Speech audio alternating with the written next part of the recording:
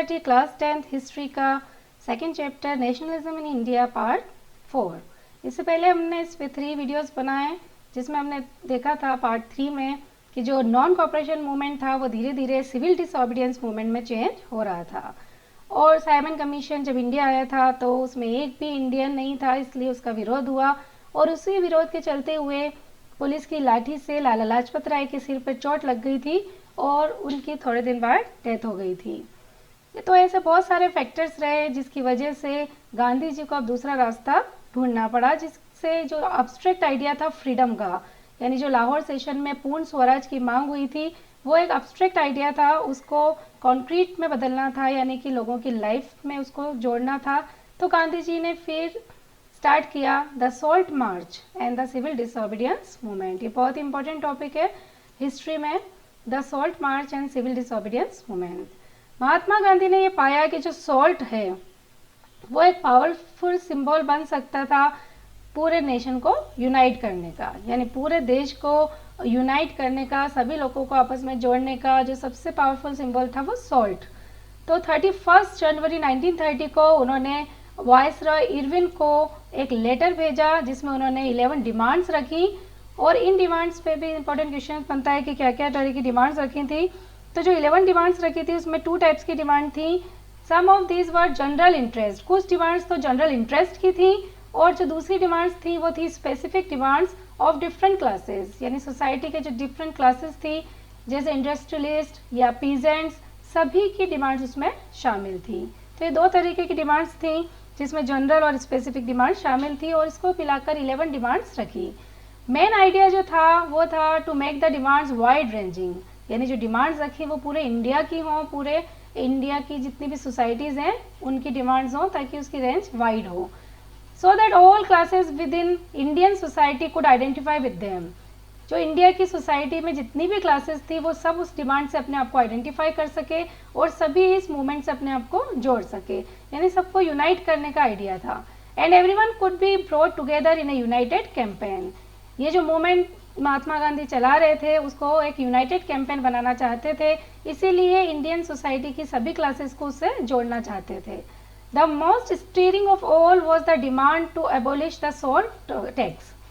यहाँ important question बनता है कि जो 11 डिमांड्स गांधी जी ने रखी और जो लेटर लिखा वायसराय इरविन को, उसमें सबसे स्टीयरिंग डिमांड यानी सबसे इमोशनल अटैचमेंट वाली डिमांड या सबसे एक्साइटेड डिमांड थी अबोलिश द सॉल्ट टैक्स, यानी सॉल्ट टैक्स को बंद कर दिया जाए।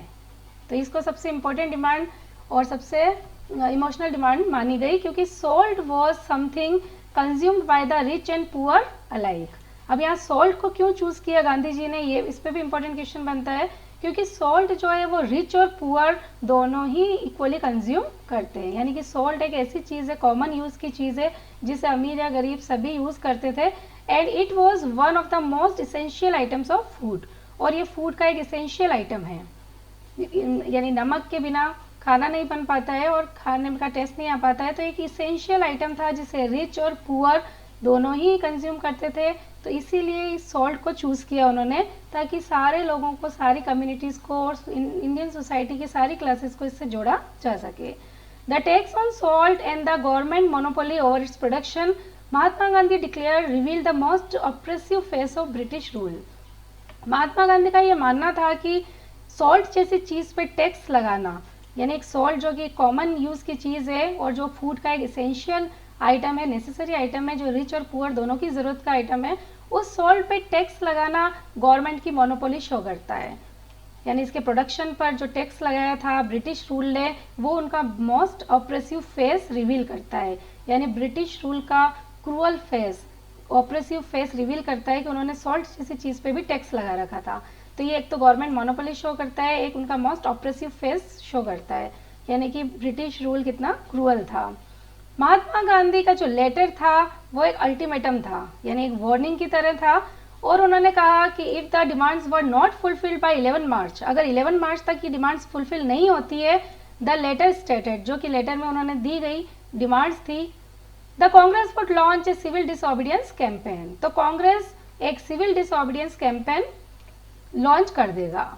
यानी महात्मा गांधी ने जो लेटर लिखा वायसराय इरविन को, वो एक अल्टीमेटम था, एक वार्निंग की तरह था कि 11 मार्च तक अगर वो डिमांड्स नहीं पूरी हुई तो एक सिविल डिसओबीडियंस कैंपेन स्टार्ट हो जाएगा कांग्रेस के द्वारा।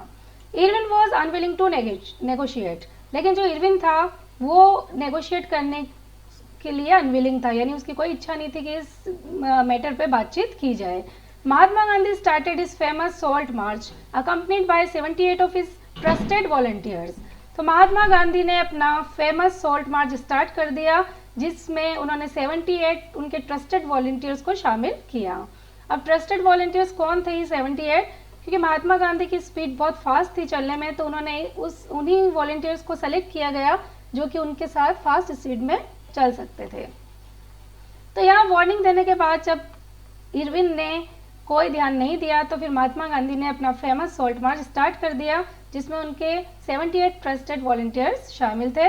The March was over 240 miles, यानी कि ये जो जर्नी थी, जो सॉल्ट मार्च था, वो 240 माइल्स का था, from Gandhi's ashram in Sabarmati to the Gujarati coastal town of Dandi. इस पर बहुत इंपॉर्टेंट क्वेश्चन बनता है कि कितनी दूरी इन्होंने कवर की और कहाँ से स्टार्ट किया और कहाँ जाके फिनिश हुए। तो गांधी जी के जो आश्रम था साबरमती में, वहाँ से ये सॉल्ट मार्च स्टार्ट हुआ और कोस्टल एरिया जो था गुजराती कोस्टल टाउन दांडी, यानी साबरमती आश्रम से दांडी तक की ये जो मार्च थी वो 240 माइल्स की थी।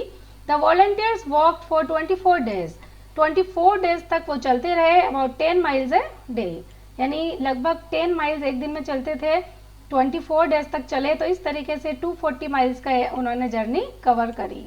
Thousands came to hear Mahatma Gandhi wherever he stopped and he told them what he meant by Swaraj and urged them to peacefully defy the British। Mahatma Gandhi जब सॉल्ट मार्च में निकल गए थे तो जहां भी रास्ते में वो रुकते थे, बहुत सारे लोग, थाउजेंड्स लोग उनको सुनने के लिए इकट्ठे हो जाते थे और फिर महात्मा गांधी समझाते थे उनको कि स्वराज का क्या मीनिंग है और उनसे रिक्वेस्ट करते थे कि ब्रिटिश को डिफाई करो, ब्रिटिश के अगेंस्ट काम करो, लेकिन पीसफुली तरीके से, वायलेंस का तरीका अपनाना नहीं है। On 6 April he reach Dandi, finally 6 अप्रैल को वो दांडी पहुंच गए एंड सेरेमोनियली वायलेटेड द लॉ, और एक सेरेमनी में यानी बहुत सारे लोगों के साथ मिलकर उन्होंने वहां पे पहुंचकर नमक को हाथ में लिया और एक नमक कानून को तोड़ दिया, यानी जो सॉल्ट लॉ था उसको वायलेट कर दिया। Manufacturing salt by boiling sea water, और जो सी वाटर था उसको बॉईल करके सॉल्ट बनाया जा रहा था, उस सॉल्ट को उन्होंने हाथ में लिया और इस लॉ को तोड़ दिया जो कि ब्रिटिश ने लगा रखा था सॉल्ट पे। This mark the beginning of the civil disobedience movement, और ये इवेंट को सिविल डिसओबीडियंट मूवमेंट की स्टार्टिंग माना जाता है, बिगिनिंग माना जाता है कि इसी इवेंट के साथ सिविल डिसओबीडियंस मूवमेंट स्टार्ट हो गया। तो ये सॉल्ट मार्च पे बहुत इंपॉर्टेंट क्वेश्चंस बनता है, इसकी डिटेल आपको याद रखनी है। How was this movement different from the non cooperation movement? अब क्वेश्चन बनता है कि जो सिविल डिसओबीडियंस मूवमेंट है वो नॉन कोऑपरेशन मूवमेंट से किस तरीके से डिफरेंट था। तो यहाँ हम देखते हैं क्या क्या डिफरेंस थे इसमें। People were now asked not only to refuse cooperation with the British as they had done in 1921-22 but also to break colonial laws। यहाँ पिक्चर देख सकते हैं, दांडी मार्च का भी दिखा रखा है कि 78 वॉलंटियर्स के साथ महात्मा गांधी सॉल्ट मार्च पे गए थे। अब हम देख रहे हैं डिफरेंस। नॉन कोऑपरेशन जैसे नाम से ही है कि कोऑपरेट नहीं करना, असहयोग आंदोलन, मतलब कि ब्रिटिश को कोऑपरेट नहीं करना है, बाइकआउट करना है। और पहले यहाँ पे जो नॉन कोऑपरेशन मूवमेंट चल रहा था उसमें सिर्फ ये था कि हम कोऑपरेशन को रिफ्यूज कर रहे हैं, मना कर रहे हैं, जो 21-22 में ब्रिटिश के अगेंस्ट में काम किया था, but also to break colonial law. लेकिन सिविल डिसओबीडियंस का मतलब था कि अब उनकी बात नहीं मानना, उनकी आज्ञा नहीं मानना है, यानी जितने भी उनके लॉज हैं, कानून है, नियम है, उनको तोड़ना है। Thousands in different parts of country broke the salt law. Mahatma Gandhi के साथ साथ बहुत सारे हजारों लोगों ने भी कंट्री में ये सॉल्ट लॉ को तोड़ा। Manufacture salt and demonstrated in front of government salt factories, और उन्होंने सॉल्ट को खुद बनाया और प्रदर्शन किए गए गवर्नमेंट के सामने, जो भी सॉल्ट फैक्ट्रीज थी वो लगा के। As the movement spread foreign cloth boycotted and liquid shops were picket. ये हम पहले देख चुके हैं कि नॉन कोऑपरेशन मूवमेंट में बाइकॉट किया गया था फॉरेन क्लॉथ्स का, और जो लिक्विड शॉप्स थी, ड्रिंक करने की जो शॉप्स थी, उनको बाइकआउट किया गया था, उन पे एंट्री करने को बंद कर दिया था। पीजन रिफ्यूज टू पे रिवेन्यूज। अब साथ साथ जो फार्मर्स थे उन्होंने रिवेन्यू देने को भी मना कर दिया। एंड चौकीदारी टैक्सेस, और चौकीदारी जो टैक्सेस लगते थे वो भी मना कर दिया। Village officials resign and in many places forest people violated forest law. यानी असहयोग आंदोलन जो था, नॉन कॉपरेशन मूवमेंट, वो अब सिविल डिसोबीडियंस में बदल गया था। यानी बाइकआउट करने के साथ साथ जो ब्रिटिश के कॉलोनियल रूल्स थे, लॉज थे, उनको भी तोड़ना स्टार्ट कर दिया था। फार्मर्स ने टैक्सेस देने को मना कर दिया, रिवेन्यूज और चौकीदारी टैक्सेस देने को मना कर दिया, और जो विलेज के ऑफिशियल्स थे उन्होंने रिजाइन कर दिया। और बहुत सारी जगह पे जो फॉरेस्ट पीपल थे, जो फॉरेस्ट पे डिपेंडेंट थे, वो उन्होंने फॉरेस्ट लॉ को वायलेट किया, फॉरेस्ट लॉ को तोड़ दिया, जिसमें हमने पहले देखा था कि उनको फॉरेस्ट में नहीं जाने दिया जाता था। अब गोइंग इनटू रिजर्व फॉरेस्ट, अब वो जाने लग गए थे रिजर्व फॉरेस्ट में to collect wood and graze cattle, यानी वुड कलेक्ट करने के लिए, कैटल्स को ग्रेस करने के लिए अब वो फॉरेस्ट में जा रहे थे। जबकि ब्रिटिश ने पहले ये रूल निकाल दिया था कि कोई भी बिना परमिशन के फॉरेस्ट एरिया में नहीं जाएगा। तो ये सारे रूल्स अब तोड़ दिए गए। Worried by the development, the colonial government began arresting the Congress leaders. अब जब कॉलोनियल गवर्नमेंट ने देखा, यानी कि ब्रिटिश गवर्नमेंट ने देखा कि इस तरीके से डेवलपमेंट होता जा रहा है, लोग तो कानून को तोड़ रहे हैं, नियम को नहीं मान रहे हैं, तो उन्होंने कांग्रेस के लीडर्स को अरेस्ट करना स्टार्ट कर दिया। वन बाय वन करके उन्होंने कांग्रेस के बहुत सारे लीडर्स को अरेस्ट किया। This lead to violent clashes, लेकिन फिर लोग भी कहाँ चुप रहने वाले थे, उसकी वजह से वायलेंट क्लैशेस हुए बहुत सारी जगह पे। When Abdul Ghaffar Khan, a devout disciple of Mahatma Gandhi, was arrested in April 1930, angry crowds demonstrated in the street of Peshawar, facing armored cars and police firing. जब एक एक करके कांग्रेस के लीडर्स को अरेस्ट किया गया तो लोग भी वायलेंट हो गए। जब अब्दुल गफ्फार खान को अरेस्ट किया गया, और जो अब्दुल गफ्फार खान थे वो महात्मा गांधी के एक शिष्य थे, डिसिपल थे, उनको फॉलो करते थे। अप्रैल 1930 में उनको अरेस्ट कर दिया गया। तो जो भीड़ थी वो बहुत गुस्से में हो गई और उन्होंने डेमोन्स्ट्रेशन भी किए, प्रदर्शन भी किए पेशावर की स्ट्रीट में। और लेकिन उनको फिर पुलिस का भी सामना करना पड़ा। जो कार्स थी पुलिस की, जो व्हीकल्स थी, आर्म्ड व्हीकल्स थी जिसमें वेपन्स वगैरह थे, उन्होंने उस पर फायरिंग कर दी। मेनी वर किल्ड, बहुत सारे लोग मारे गए। खान अब्दुल गफ्फार खान को सीमान गांधी भी बोला जाता है।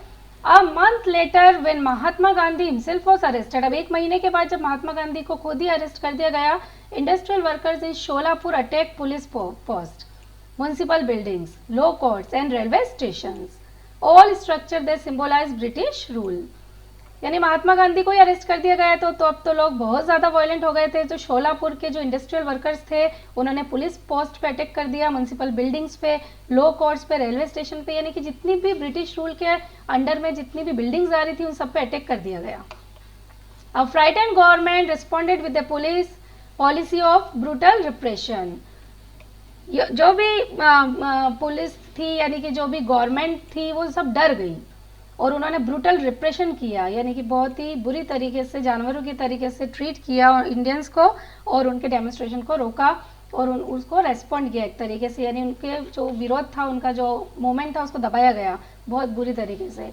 Peaceful satyagrahis were attacked, women and children were beaten and about 1 lakh people were arrested. जितने भी पीसफुल सत्याग्रही थे, जो शांति से सत्याग्रह कर रहे थे और इन सब के अगेंस्ट में बैठे थे, उन सब पे अटैक कर दिया गया, जिसमें वुमेन, चिल्ड्रन को मारा गया और बहुत सारे लोगों को अरेस्ट कर दिया।